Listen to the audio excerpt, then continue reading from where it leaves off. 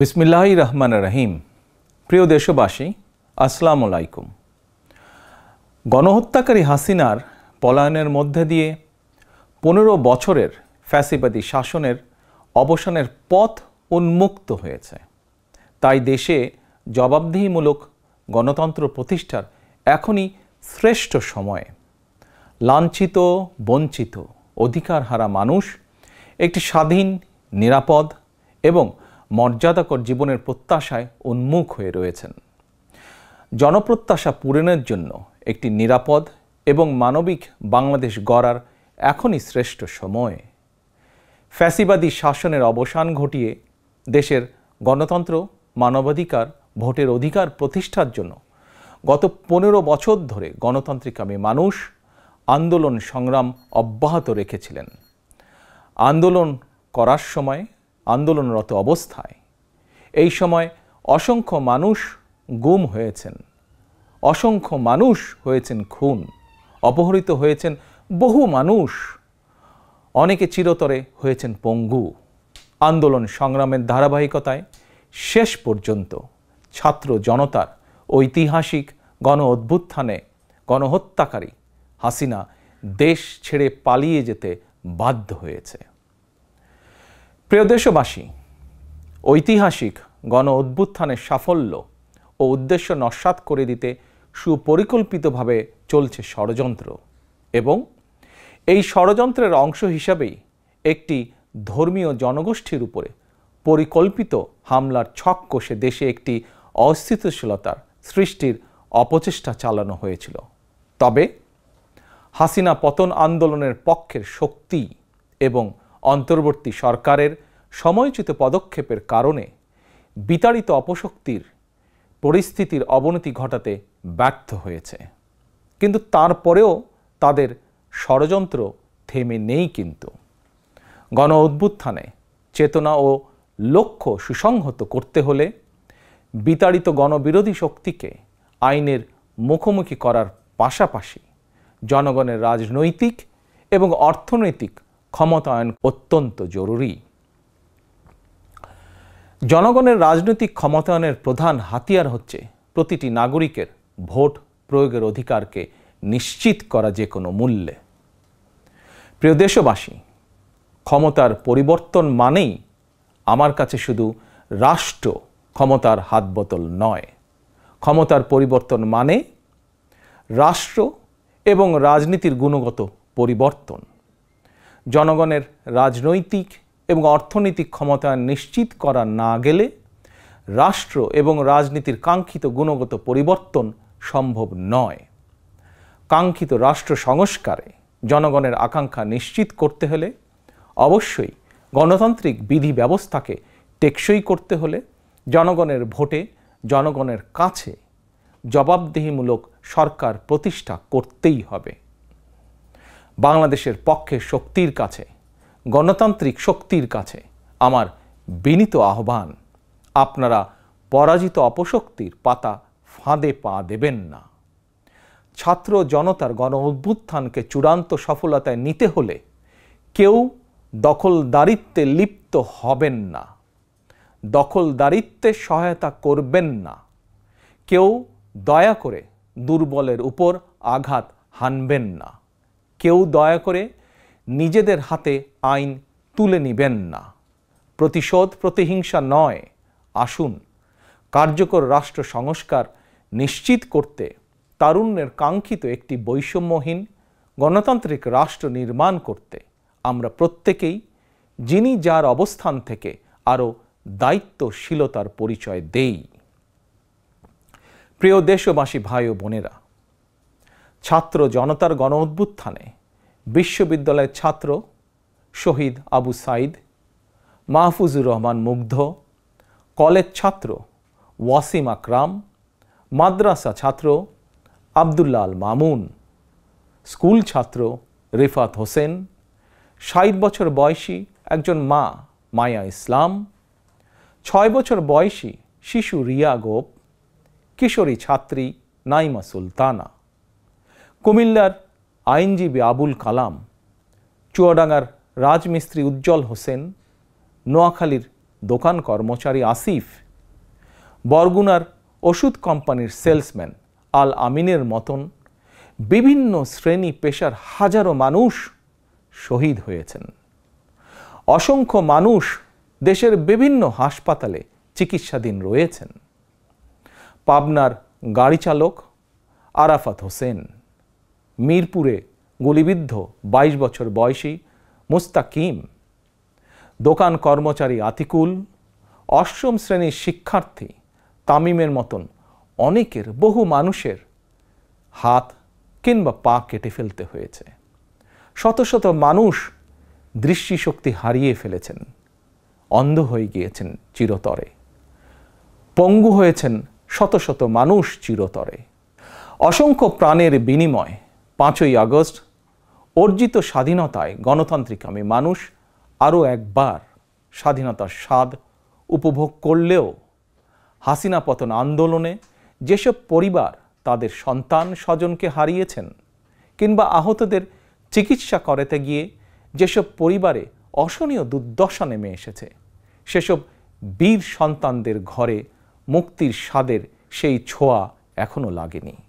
প্রিয় দেশবাসী, গণ অভ্যুত্থানে যারা হতাহত হয়েছেন তাদের তালিকা তৈরি করে প্রয়োজনীয় সহায়তার লক্ষ্যে অন্তর্বর্তীকালীন সরকার ইতিমধ্যেই নানা উদ্যোগ গ্রহণ করেছেন।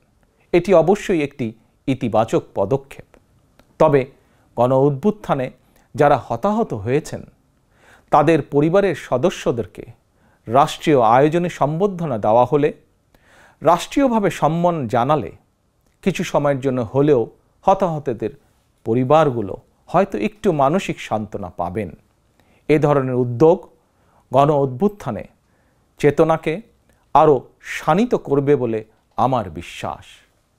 একই সঙ্গে প্রতি বছর 5ই আগস্টকে রাষ্ট্রীয় উদ্যোগে জাতীয় জীবনে একটি বিশেষ দিবস হিসাবে পালন করার বিষয়টিও বিবেচনা করা দরকার বলে সমাজের বিভিন্ন শ্রেণী পেশার মানুষ বিশ্বাস করেন। আমি এ প্রসঙ্গে আরও একটি বিষয় সরকারের দৃষ্টি আকর্ষণ করতে চাই। 2018 সালেও সারা দেশে কোটা সংস্কার আন্দোলন হয়েছিল। সেই সময়েও আন্দোলনকারীরা রাষ্ট্রীয় প্রতারণার শিকার হয়েছিলেন। গণহত্যাকারী হাসিনা আন্দোলনকারীদেরকে সেই সময়েও নির্মমভাবে দমন করতে চেয়েছিল, দমন করেছিল। এমনকি খুনি হাসিনা সেই সময়ে আহতদেরকে চিকিৎসার সুযোগ পর্যন্ত দেয়নি।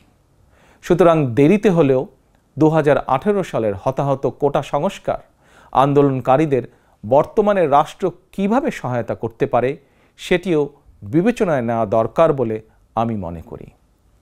আমি বিশ্বাস করি তারুণ্যের শক্তি, তারুণ্যের আকাঙ্ক্ষাকে উপেক্ষা করে কখনোই একটি রাষ্ট্র ও সরকার অভীষ্ট লক্ষ্যে পৌঁছতে পারে না। প্রিয় দেশবাসী, এবার আমি বিশেষ করে প্রিন্ট এবং ইলেকট্রনিক মিডিয়ার সংশ্লিষ্টদের দৃষ্টি আকর্ষণ করে দুটি কথা বলতে চাই।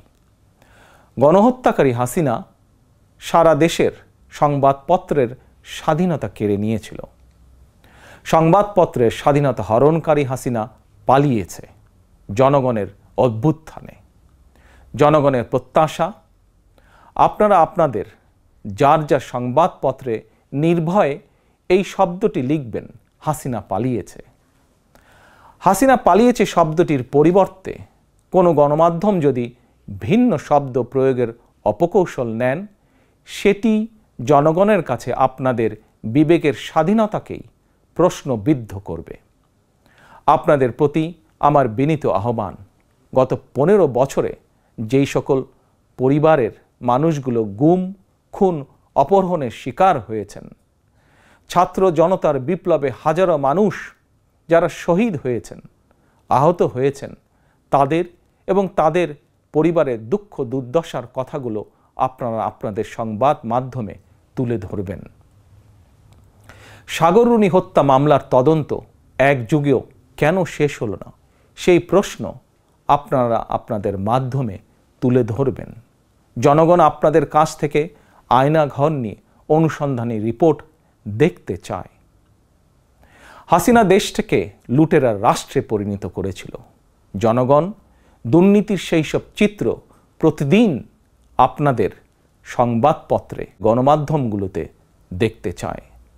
গণহত্যাকারী খনি হাসিনা প্রতিবার কিভাবে জনগণের ভোটকে ডাকাতি করে নিয়ে গিয়েছিল, গণমাধ্যমে প্রতিদিন সেই সব চিত্র তুলে ধরে বিশেষ অনুষ্ঠান প্রচারের আহ্বান জানাই আপনাদেরকে। গণমাধ্যমে হাসিনার অপকর্ম ফ্রেমবন্দি থাকলে ভবিষ্যতে আর কেউ হাসিনার মতন ভোট ডাকাতি, গণহত্যায় লিপ্ত হতে সাহস করবে না, যা বাংলাদেশের ভবিষ্যৎ গণতন্ত্রের ভিতকে মজবুত করবে এবং ক্ষমতাসীনদেরকে স্বৈরাচারী আচরণ থেকে বিরত থাকতেও বাধ্য করবে। এবার আমি সারা দেশে বিএনপি এবং এর অঙ্গ ও সহযোগী সংগঠনের সর্বস্তরের নেতা, কর্মী, সমর্থক, শুভাকাঙ্ক্ষীদের প্রতি আহ্বান জানিয়ে বলতে চাই, রাষ্ট্র সংস্কারের পথ ধরে অন্তর্বর্তীকালীন সরকার যথাসময়ে জাতীয় নির্বাচনের তারিখ ঘোষণা করবে। সেই নির্বাচনে জনগণের রায় পেতে জনগণের মন জয় করুন। জনগণের বিশ্বাস, আস্থা এবং ভালোবাসা অর্জন করুন। জনগণের সুখে দুঃখে জনগণের সঙ্গে থাকুন, পাশে থাকুন, জনগণকে সঙ্গে রাখুন।